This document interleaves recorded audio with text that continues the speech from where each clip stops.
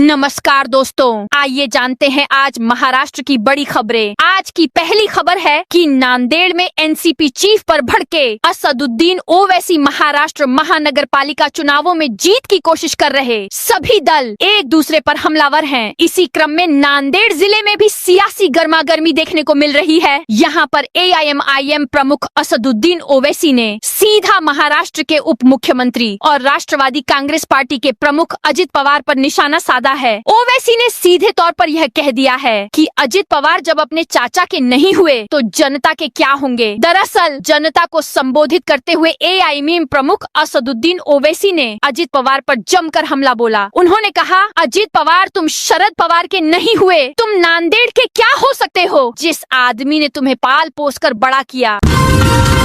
अब चुनाव लड़ने के लिए कैंडिडेट को पहले निबंध लिखना होगा। BMC आम चुनावों में उतरने वाले उम्मीदवारों के लिए राज्य चुनाव आयोग ने गजब का फैसला लिया है। इस तरह का यह फैसला BMC के इतिहास में पहली बार हुआ है। फैसले के बाद चुनाव लड़ने के लिए कैंडिडेट को पहले निबंध लिखना होगा। सही निबंध लिखने के बाद ही वह चुनाव लड़ सकेगा।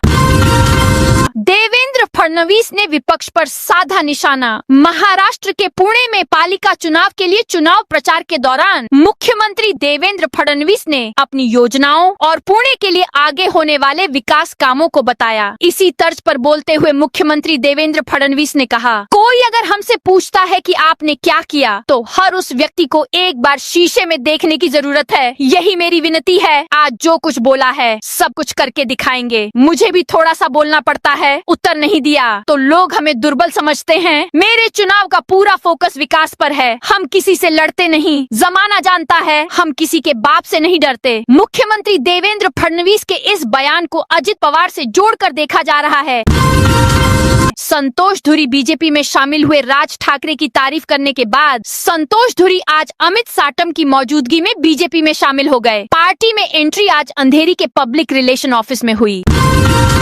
अब विरार से दहानू रोड तक 18 डिब्बों वाली लोकल ट्रेन चलेगी। मुंबई में लोकल ट्रेनें आम आदमी के लिए जीवन रेखा हैं। तीनों लोकल रूटों पर यात्रियों की भारी भीड़ रहती है। प्रतिदिन लाखों लोग काम और घर जाने के लिए लोकल ट्रेनों का इस्तेमाल करते हैं, लेकिन बढ़ती भीड़ के कारण लोकल ट्रेनों की संख्या घट रही है। ऐसे में रेलवे लोकल ट्रेनों की सुविधाओं को बढ़ाने के प्रयास कर रहा है। इसके लिए अब रेलवे लोकल ट्रेनों की क्षमता बढ़ाने का महत्वपूर्ण कार्य शुरू करेगा। यह व्यस्त समय में यात्रियों की सुविधा के लिए और रेलवे की क्षमता बढ़ाने के लिए एक बड़ा कदम साबित हो सकता है।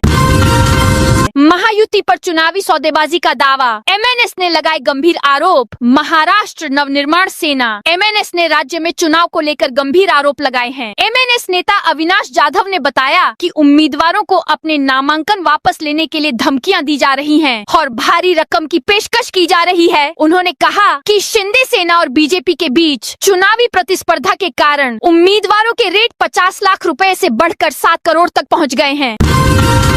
चुनाव प्रक्रिया में अदालती दखल नहीं। मुंबई और अन्य नगर निगम चुनावों से जुड़े मामलों में बॉम्बे हाईकोर्ट ने सोमवार को तत्काल दखल देने से इनकार कर दिया। मुख्य न्यायाधीश श्री चंद्रशेखर और न्यायमूर्ति गौतम A अंखड़ की पीठ ने साफ कहा कि चुनाव प्रक्रिया के दौरान अदालत सीधे कोई आदेश पारित नहीं कर सकती और याचिकाकर्ताओं को पहले निचली अदालत या चुनाव याचिका का रास्ता अपनाना होगा। इन्हीं मामलों में से एक याचिका शिवसेना एकनाथ शिंदे गुट की उम्मीदवार पूजा कांबले की थी, जिन्होंने मुंबई के सायन कोलीवाड़ा स्थित प्रतीक्षा नगर वार्ड से नामांकन दाखिल किया है। कांबले ने अदालत में आरोप लगाया कि उसी सीट से भाजपा उम्मीदवार शिल्पा केलुस्कर ने फर्जी तरीके से डुप्लीकेट A और B फॉर्म के आधार पर नामांकन दाखिल किया है।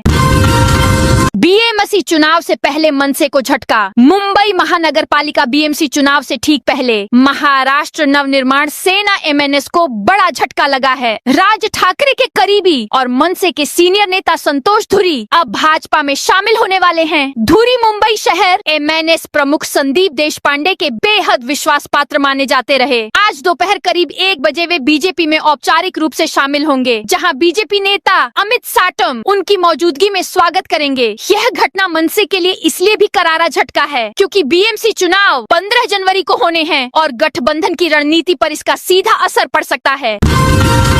चुनाव प्रचार में पहली बार एक साथ रैली करेंगे। ठाकरे ब्रदर्स। महाराष्ट्र की 29 नगर पालिकाओं के लिए 15 जनवरी को वोटिंग होगी और नतीजे 16 जनवरी को घोषित किए जाएंगे। बीएमसी चुनाव को लेकर भी सरगर्मी तेज हो गई है। ठाकरे गुट ने स्थानीय निकायों में जीत हासिल करने के लिए अपने सबसे प्रभावशाली नेताओं को मैदान में 40 स्टार प्रचारक सदस्यों की लिस्ट जारी की है। वहीं बीजेपी भी जीत के लिए पूरा जोर लगा रही है। महायुति से अलग होकर अजित पवार भी मैदान में हैं।